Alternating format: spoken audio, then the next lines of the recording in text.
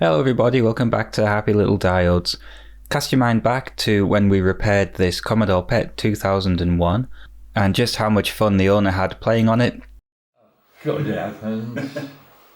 What a difference to today's game. Well, the story of this PET continues.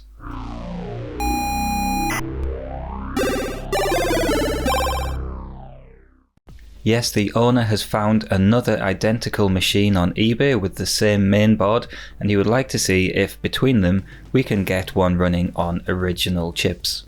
This is most certainly a work in progress. I'm halfway through repairing this. I've made a little bit of headway, but as you can see, I'm enjoying the journey, playing with the oscilloscope and making some little chip testers like this one you can see here.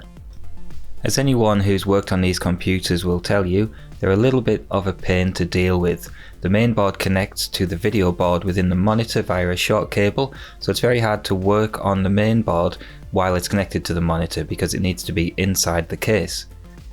So I've been using a breadboard to produce a composite video signal based on this schematic which I found online. You could at one time buy this as a prefabricated PCB, but I couldn't find it, so I've breadboarded this thing up, which has been temperamental to say the least.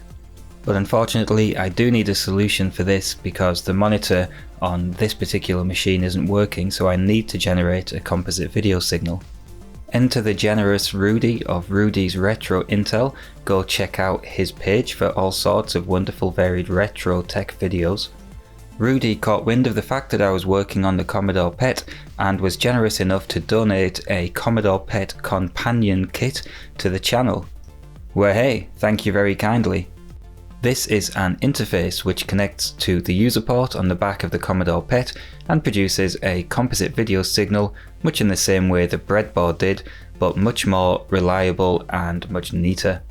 This has the additional feature of an audio out port and a 9-way D-type port, allowing you to plug a VGA cable into your RGB to HDMI device, allowing you to have HDMI out from your Commodore PET. Wow. You can see a patch here and there's a cut trace on the other side. This is an early revision board and a new revision is in production now, which will address all of the issues with this current version of the board. Alright, let's have a look through what's in the kit. We've seen the PCB. Here are our edge connectors. There's two because there's another smaller PCB you can see here, which enables us to grab 5 volts DC, which unfortunately isn't available on the user port. Here's the wire that connects the two boards and provides 5 volts. The kit generously includes an adapter for the audio out, so you can plug in a 3.5mm jack. And here are the two ports. They're identical. One is for the video, one is for the audio.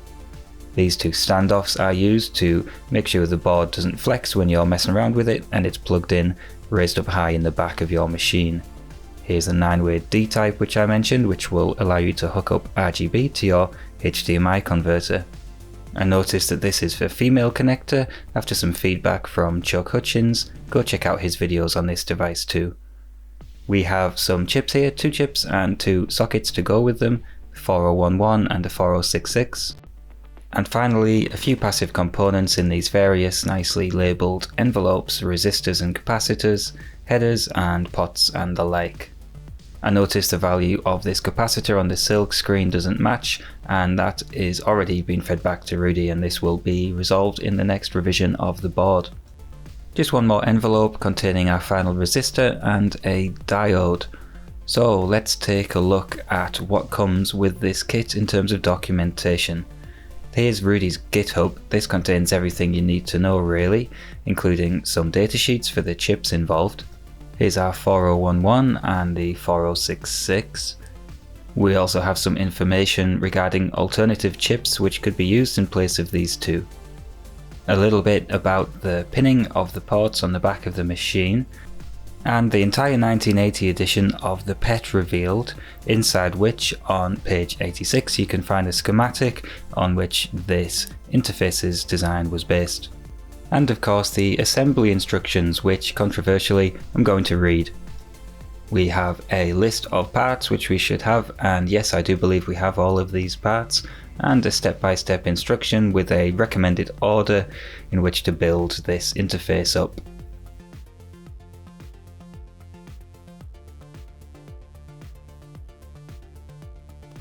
Let's start with our resistors as recommended by the instructions.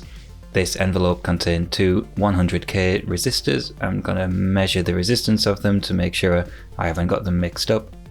Don't do what I did and hold the resistor and measure the resistance. This messes up the result. Put it on the surface and we're getting pretty close to 100k on both resistors. I'm only doing this because I don't know how to read resistor color bands. Here's a 10k pot variable resistor, should measure 10k from the left to the rightmost pins, and it does. So I want to put these resistors in. I'm going to use this nifty leg forming tool thingy that I got off eBay, which I've not had until now. This is going to make all my builds look much neater. I think I've found a suitable size, so let's go with this one. Now I'm finding the joint has a hole size which makes a very snug fit for the legs of these components. This has already been fed back and I believe the next revision of the board will address the issue. Saying that, it doesn't have to make them fit in nice and pop into place without falling out when you turn the board over to solder them, so yeah, silver lining. Next up, this 680 ohm resistor. I was expecting 680k when I measured this. I think there's a typo in the instructions, something to check out and fix for the next release. Oh, it fits so well, you might be winning me over with this tight tolerance design. Finally, the 3.3k resistor. I'm going to get this one in, solder them all in before moving on to the next component type as per the instructions.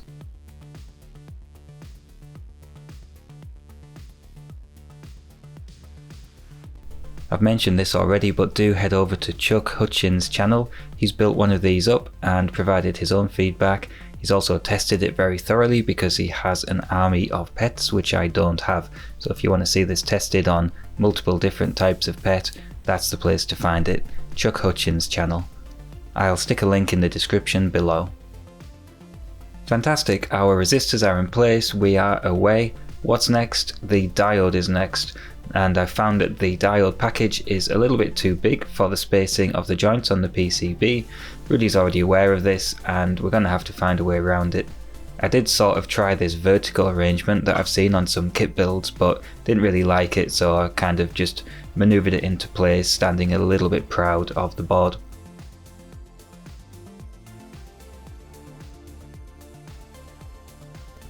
Yeah, not so bad. I've seen neater, but it'll do.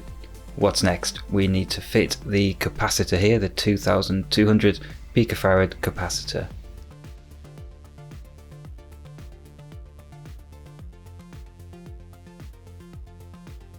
The design also incorporates these 4 header pins. These can be used with a jumper to select original video or inverted video. These are particularly snug in these joints, but I managed to maneuver them in without too much trouble.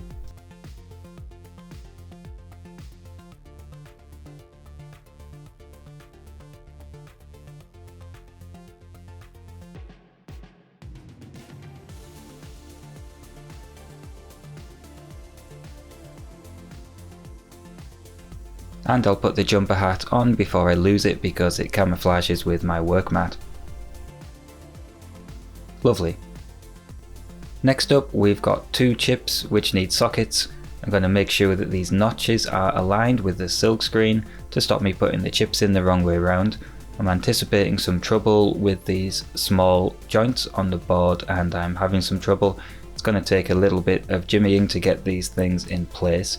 Got a feeling some of these pins are going to pop out, and yes, they did. Fortunately, you can poke them in as long as you're careful and everything in the end becomes snug and flush.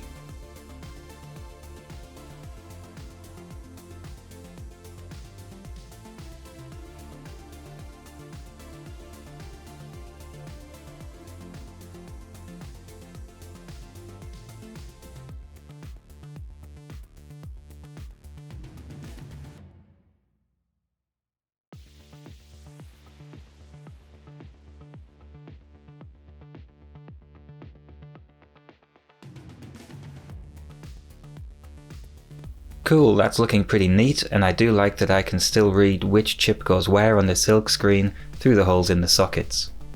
I now need to fit this 10k resistor pot. Do need to bend the back leg in a bit. Don't know if the board could be redesigned so that the legs go straight in with this particular component.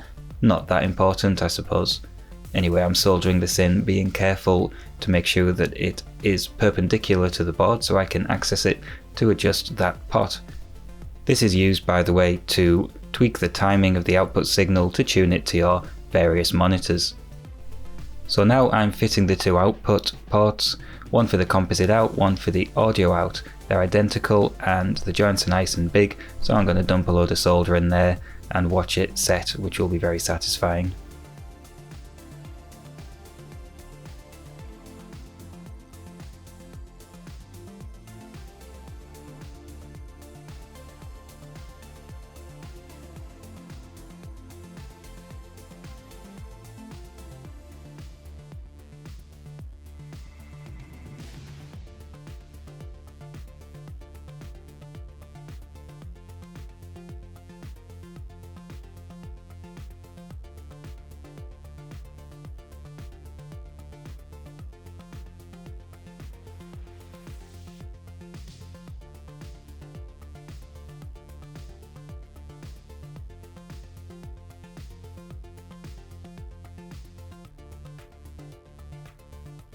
Oof, lovely.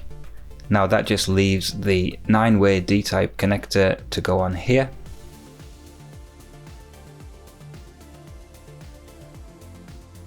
And I'm being careful here to make sure that it's sitting flush and parallel with the board. I'm doing this by just soldering 2 of the pins, and then I'm going to gently push on the connector while melting each of those joints, and it will slide into place.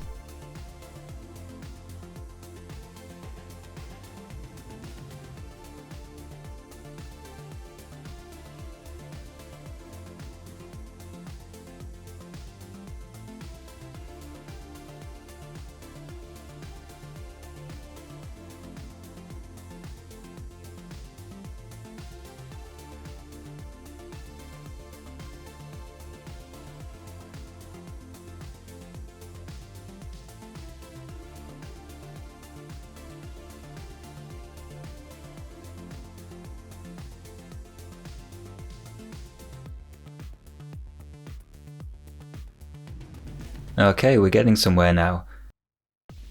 It's time to solder the edge connector in place. These pins are a little bit too wide, and the thing to do is to bend them in so that they kind of grab the board. I've done this here and I've soldered the outer pins, and I'm just checking it out to make sure it's straight.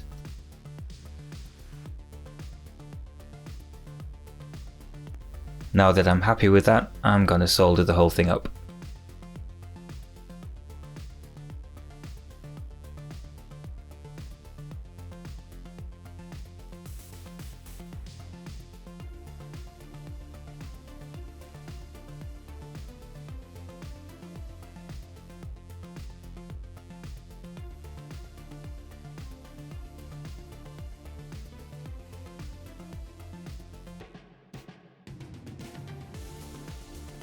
The same thing needs to happen with this small 6-pin edge connector and the tiny little PCB which connects to the tape port.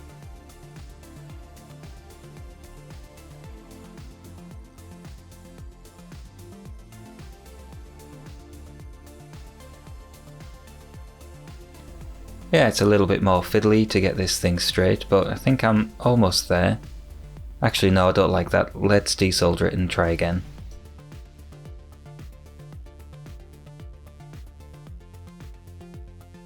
Just kidding, it's fine. Let's get it finished up.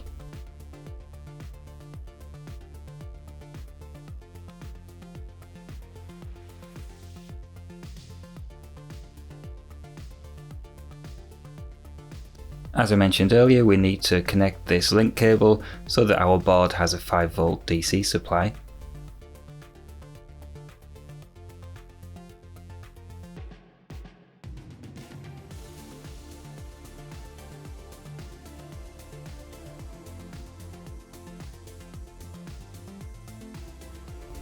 And there we have it. We have assembled our board. We just need to plug in the chips and we should be good to give it a go.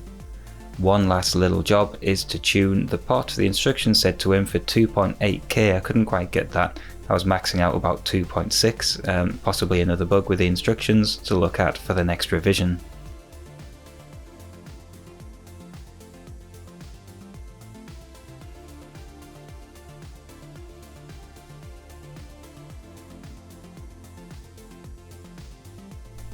done. I think we've done a good job there. I'm just going to check out these risers before we go any further. They screw in through these two little holes here, and what I found was that the screw was a little bit too long unless I loosened the end of the riser, this little extendy bit at the end there. Loosening that allowed me to screw it up tight. I don't need them in place though, so I've removed them. I'm working on the motherboard on the bench, and let's see how they fit. That one went on without too much trouble. What about this tape connector? Now that's a little bit stiffer. I did manage to get it on in the end. It was a snug fit though. I'll hook up the monitor with this composite video cable, and we're good to give it a little test. Now you can see just how useful this interface is going to be, just how awkward these are to work on. Here's my setup anyway, and here's what we're getting on the screen. As I mentioned, this PET is not working correctly, but we're getting an output that looks like a load of rows. Okay, the video is out of sync and we've got no characters, but I'm pretty sure the character ROM's kaput and I've got a new one in the post. Because of this, for now, I can't fully test the interface, but keep an eye out for the repair video of this PET where this interface will be featuring heavily. So I'm going to leave you there. Once again, big thank you Rudy, Rudy's Retro Intel, link in the description to his channel for donating this interface to the channel. And also Geek with Social Skills, link in the description, who was involved in the testing and development of the board also. Thanks so much for watching.